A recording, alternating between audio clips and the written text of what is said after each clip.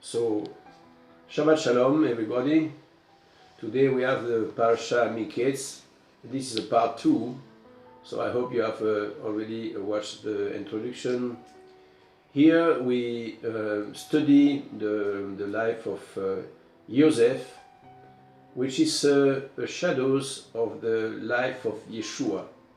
And we will explain and see how it is that we can discern.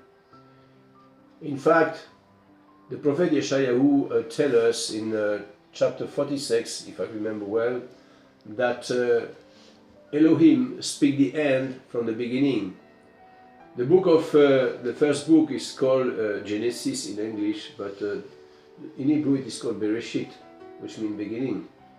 And here we see the life, the life of Joseph is the shadow of things to come.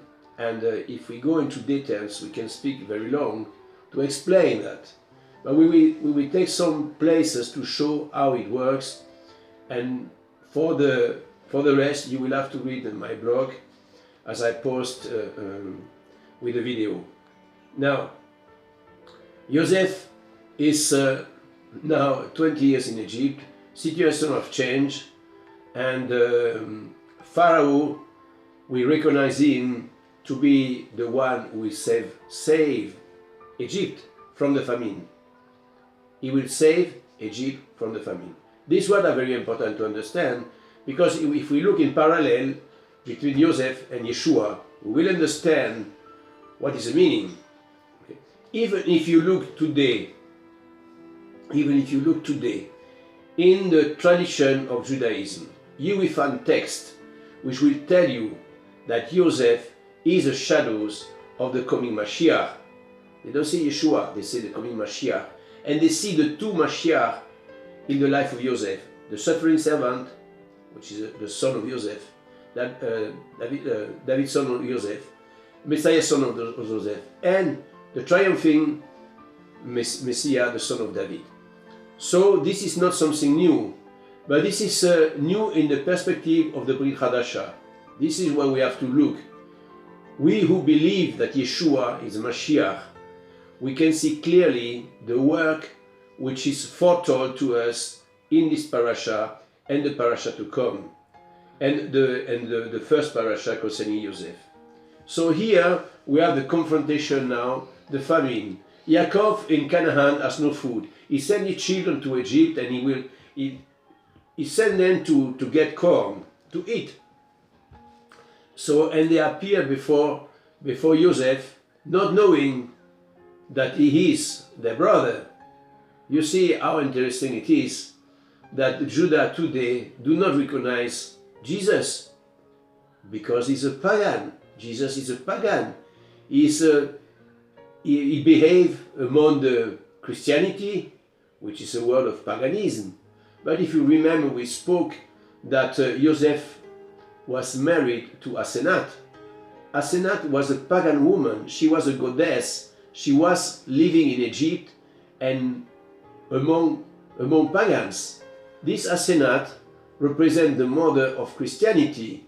Christianity which is in idolatry, making this Jesus a man God, which is not. And we had from the other side Joseph's mother, Rahel, who represent the house of Israel, okay, through Joseph, and who was in need to be free from idols. If you remember the parasha, if you have watched the video, I explained that Yaakov told his children before they entered Canaan to remove the idols. This is very interesting. This shows us that the house of Israel, before coming back, or the children of Yaakov, before coming back to Israel or to the land of Canaan, will have to be free from idols. This is a process, it's a lifelong process. So here we have now Joseph in Egypt. He has been put in place beside Pharaoh, at the right hand of Pharaoh, which is representing God on earth. Indeed, Pharaoh was recognized like a god. You know, there was in Egypt, there was many gods, not only one. but he was God on earth. So he put Joseph at his right hand, and we will see that this is the shadows of Yeshua sitting at the right hand of the Father in the heavens. Now, Joseph will receive his brother, and he will provide for them.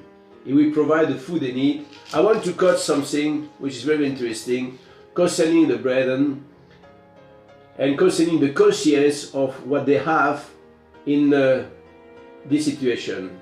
In the Bereshit or the Genesis chapter 42, we read in verse 21, they say one to another, we are very guilty concerning our brother, which is Joseph, in that we saw the anguish of his soul. Remember, they saw the anguish of Yeshua when he died on the stake, when he besought us, and we will not hear. Therefore is this distress come upon us. Here the word distress is the same word for tribulation.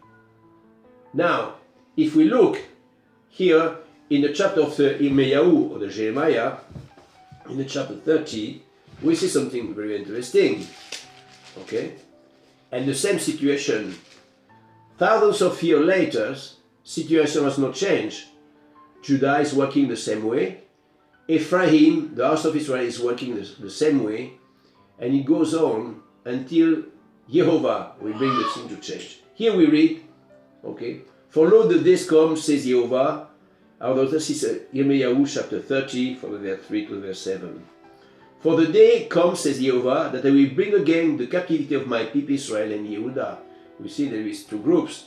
We have here Israel, which is the house of Israel, and Judah, says Jehovah, and I will cause them to return to the land that I gave to their fathers, and they shall possess it. So Jehovah make a promise by the mouth of Irmiyahu that he will bring the children of Israel back to the land to possess it. And these are the words that Jehovah spake concerning Israel and concerning Judah, two groups. For thus say Jehovah, we have heard a voice and trembling of fear and not of peace. Not peace to expect. Ask you now and see whether a man does travel with child. Wherefore do I see every man with his hand on his loins, as a woman in travail? And all faces are turned unto paleness. Alas, for that day is great, so that none is like it. It is even the time of Jacob's trouble or distress, but he shall be saved out of it. So here we have the parallel between the situation Judah facing a man in Egypt who has a power over them, who can decide whatever he wants, and we have the shadows of Yeshua sitting on the right hand of the Father. And we will see in the next parasha that Joseph is not involved with his own vengeance or the idea to punish them because they have done that to him. Indeed, Joseph spent 20 years outside of his house, the household of his father. He was no more there like that, you see. But Joseph didn't have the heart of vengeance because he was able to recognize who was at work, that he was Jehovah. We will see that in the next parasha, the Parasha Vaishak. And Vaigash, pardon. And now for Joseph, he wants to see how his brethren react toward him. Okay? And Judah is in need to change. We will see now in this parasha how Judah take the position to defend Benjamin. For the history, we know that after the split, after the reign of Shlomo, during the split of the two houses, the northern kingdom and the southern kingdom, Benjamin, for the most, remained with Judah and the Levites. So they joined themselves, so that today we have in Judah, the so-called Judah, which is another story, we could speak about that, is a mixed world. the word of Judah today is not like we have in the Torah, because Benjamin and Levite have been assimilated to Judah. There is no more temple, so the Levite are yes considered as Jew. The term Jew is a wide term which encloses Yehuda, Benjamin, Levites, and even Edomites, and even other groups.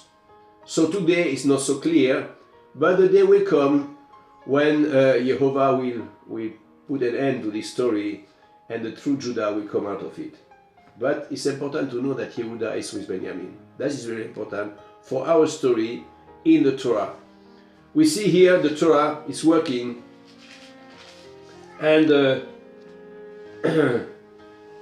we will see now the process of revelation of Joseph to his brethren, which is heralded by the prophet Zechariah in chapter 12, when a day to come very soon, Yeshua will reveal himself also to Judah.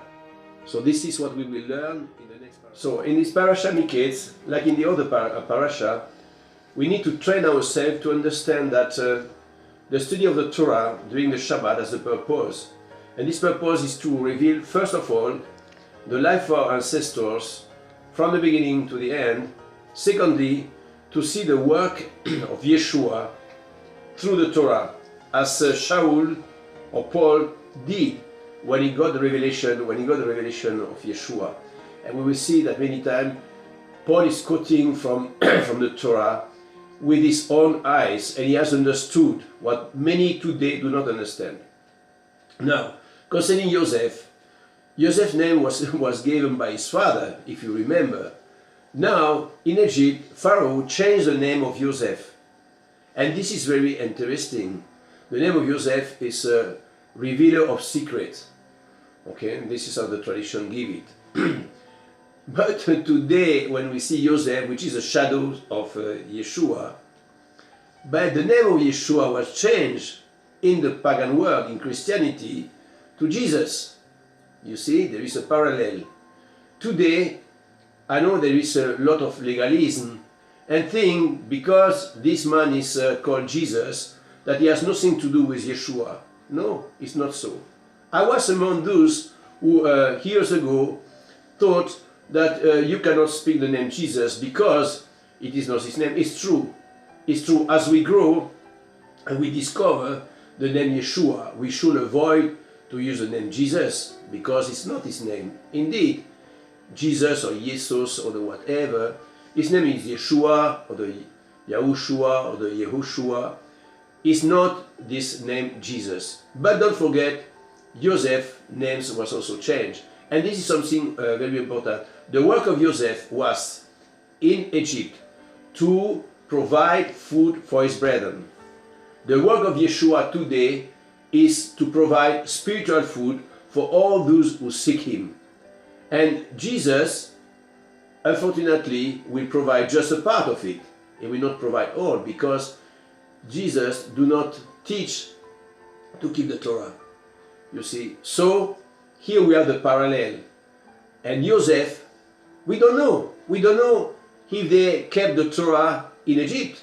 We don't know. We suppose. We don't know if they kept the Shabbat. We don't know if what they were doing. We know that Joseph was faithful to his father's teaching. Okay, so we shouldn't become religious and to accept things we don't know.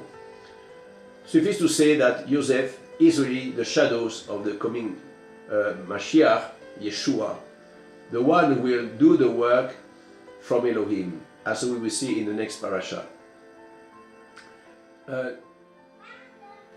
So now we will finish this parasha Miketz, and yeah, we will see you again in the next parasha with the story of Joseph, who will now reveal himself to his brethren. So I will say Shabbat Shalom and Shabbat Tov to all.